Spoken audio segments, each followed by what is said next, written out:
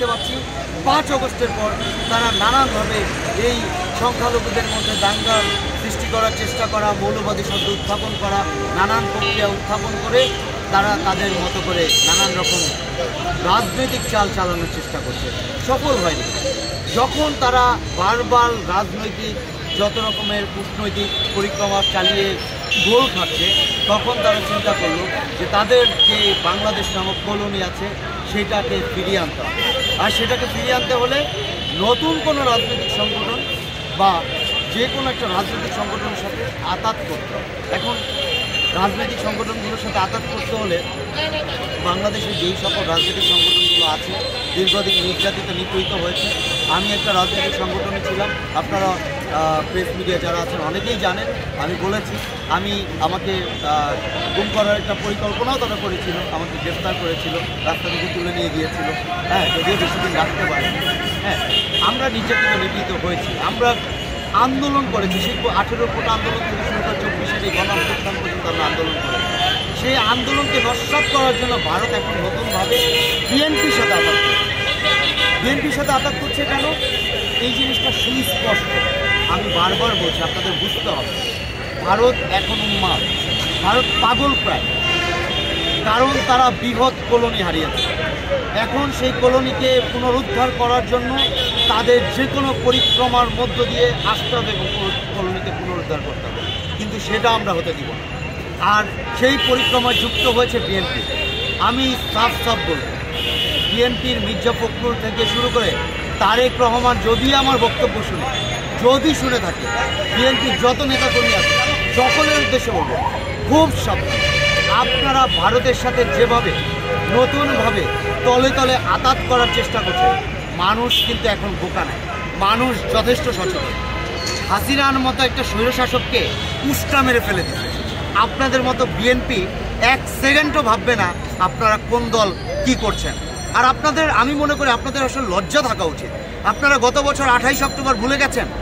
পল্টন ময়দানে যখন আপনারা একটা সুন্দরভাবে একটা সমাবেশ করতে চাইলেন, কিভাবে আপনাদের নেতাকর্মীদেরকে আহত করেছে, কিভাবে আপনাদের নেতাকর্মীদের হত্যা করা হয়েছে, কিভাবে তাদেরকে গ্রেফতার করা হয়েছে। আপনারা এই জিনিসগুলো ভুলে গেলে আমি মনে করব আপনারা আপনাদের দলের নেতাকর্মীদের সাথে বেইমানি করছেন। বিএনপির যারা আছেন তৃণমূলের নেতাকর্মীদের সাথে বেইমানি করছেন, তৃণমূলের যারা বিএনপির সাথে সংশ্লিষ্ট আছেন, আপনারা সচেতন হন। বিএনপি আপনাদের সাথে বেইমানি করে তারা ভারতের সাথে আতাত করে দেশের মধ্যে ভয়ঙ্কর এক নৈরাজ্য তৈরি করার পরিক্রমা করছে এবং বাংলাদেশে যে বৃহৎ কলোনি ভারতকে উপহার দিয়েছিল শেখ হাসিনা, সেই কলোনি উপহার দেওয়ার মধ্য দিয়ে তারা আবারও একটা পুতুল সরকারে রূপান্তর হওয়ার চেষ্টা করছে। কিন্তু আন্তরিকভাবে দুঃখিত, আমরা যারা নির্যাতিত নিপীড়িত ছিলাম আমরা সেটা হতে দিব না। 24-এর আন্দোলন 69-এর গণ অভ্যুত্থান না, 24-এর গণ অভ্যুত্থান ছাত্র জনতা, আপামর জনতার গণ অভ্যুত্থান। এই গণ অভ্যুত্থানে রিক্সা শ্রমিক থেকে শুরু করে, ব্যবসায়ী থেকে শুরু করে, ছাত্র জনতা থেকে শুরু করে, মা বাবা পিতা পুত্র পরিবার পরিজন সবাই মাঠে নেমেছে, ডক্টর ইঞ্জিনিয়ার সবাই মাঠে নেমেছে। এরা কিন্তু যথেষ্ট সচেতন পর্যায়ে আছে।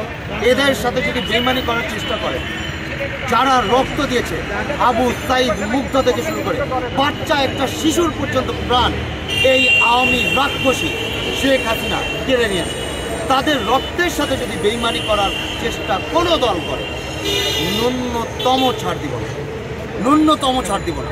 সোজা কথা, গোটা বাংলাদেশ যদি ভারতের সাথে বন্ধুত্ব করতে যায়, আমি শাওন রহমান একা বাংলাদেশকে টেকানোর জন্য, বাংলাদেশকে রক্ষা করার জন্য, আবু সাইদ মুগ্ধদের বাচ্চা যে শিশু তার রক্ত দিয়েছে, সেই শিশুর রক্তকে সম্মান জানানোর জন্য, তাদের এই ত্যাগকে রক্ষা করার জন্য আমি একা দাঁড়াবো। আমি বরাবর বলেছি, ভারত একটা বাংলাদেশের উচ্ছিষ্ট খাওয়া যায়। আপনারা তো দেখছেন, পশ্চিমবঙ্গে থেকে বাংলাদেশকে নিয়ে খুব লাফালাফি করেছে। রিপাবলিক বাংলার ওই ময়ূক রঞ্জন ঘোষ, আমাদের বাংলাদেশে ওই গুলিস্তানে গেলে দেখবেন মলম ব্যবসায়ী কিছু মেডিসিন বিক্রি করে, তারাও যথেষ্ট ভালো কথা বলে। এই ময়ূক রঞ্জন ঘোষের চাটার দলের চ্যানেল, চাটার দলের কিছু মিডিয়া, ভারতের মোদির গদি মিডিয়া, তারা বাংলাদেশকে নিয়ে নেমেছে। অথচ দেখেন এরা কতটা উন্মাদ, এদের লাদাখ সীমান্ত চীন দখল করে ফেলছে, এরা সেখানে কিন্তু কিচ্ছু করতে পারে না। এরা করতে পারে বাংলাদেশকে নিয়ে। কেন করতে পারে? সে সুযোগ শেখ হাসিনা দিয়েছে, আর তার জন্য শেখ হাসিনাকে আমরা তাড়িয়েছি। আর সেই সুযোগ যদি বিএনপি কিংবা অন্য কোনো দল দেওয়ার চেষ্টা করে, খুব সাবধান। আমি বিএনপির বহু নেতাদের সাথে আমার সম্পৃক্ততা আছে, আমি সরাসরি বলছি, বহু ব্যক্তিদের সাথে আমার সম্পৃক্ততা আছে, যারা হয়তো বা দেখলে আমাকে নক করবেন। আমি বলে দিচ্ছি ভাই, আমার সেই সম্পর্কের দরকার নাই। বাংলাদেশের সার্বভৌমত্বের জায়গা থেকে আমি আমার বাপকেও ছাড় দিয়ে কথা বলব।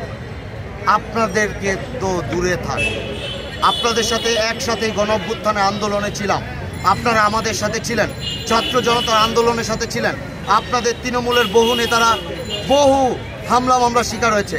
বিএনপির বহু নেতারা আজকে ভারতের আগ্রাসনের বিরুদ্ধে কথা বলে হামলা মামলার শিকার হয়েছে। আজকে আপনারা যদি সেই ভারতের সাথে আঘাত করতে যান, আপনারা মনে রাখবেন আগামীকাল আপনাদের তৃণমূলের নেতাকর্মী যারা আছে আপনাদেরকে গুনবে না, একদম ছুঁড়ে ফেলে দিবে গদি থেকে। সুতরাং সম্মান রক্ষা করেন। সম্মান যদি রক্ষা করতে না পারেন, তাহলে শেখ হাসিনার চাইতেও ভয়ঙ্কর পরিণতি আপনাদের হতে পারে। আমার ভাই সাফ কথা, আমি সোজা কথা বলি, যেই ধরনের পরিক্রমায় আপনারা এগোচ্ছেন, সাথে ওয়াকারুজ্জামানকে নিয়ে এগোচ্ছেন, কিছুদিন আগে ভারতের পররাষ্ট্রমন্ত্রীর সাথে আপনাদের কেন এত কিসের লুতুপুতু ভাব, কিসের এত গোপন বৈঠক কেন হবে? বাংলাদেশের সাথে যদি ভারতের কোনো কথা থাকে, জনসম্মুখে কথা হবে, সাংবাদিক ভাইরা থাকবে। সাংবাদিকতা হচ্ছে গিয়ে বাংলাদেশের জার্নালিজম হচ্ছে গিয়ে বাংলাদেশের চতুর্থ স্তম্ভ, ওয়ার্ল্ডের একটা দেশের চতুর্থ স্তম্ভ। জার্নালিস্টদেরকে সামনে রেখে কথা বলবে, তারা প্রমাণ থাকবে, তারা কনস্টিটিউশন মেকারদের মধ্যে একটা দল। সাংবাদিকরা জানে না আপনারা গোপনে বৈঠক করেন, বৈঠক শেষে বলে দেন এমনি জাস্ট চা নাস্তা খাইতে আসছে। এটা কি ফাইজলামি, মগের মূল্য? বাংলাদেশটা কি মগের মূল্য হয়ে গেল ভাই? 24-এর গণ-অভ্যুত্থানের মধ্যে দিয়ে কি বাংলাদেশটাকে মানে এইভাবেই আমরা আত্মত্যাগ করে এতগুলো প্রাণ দিয়ে বাংলাদেশটাকে আমরা দিয়ে দিলাম আপনাদের হাতে? আর আপনারা সেই শেখ হাসিনার মতো করে আবার একটা ভারতের কলোনি তৈরি করবেন, আর আমরা সেটা মেনে নিব? মোটেও সম্ভব। আর উপদেষ্টা মণ্ডলীদের মধ্যে আমি তো শুরু থেকেই বলছি, 5 তারিখের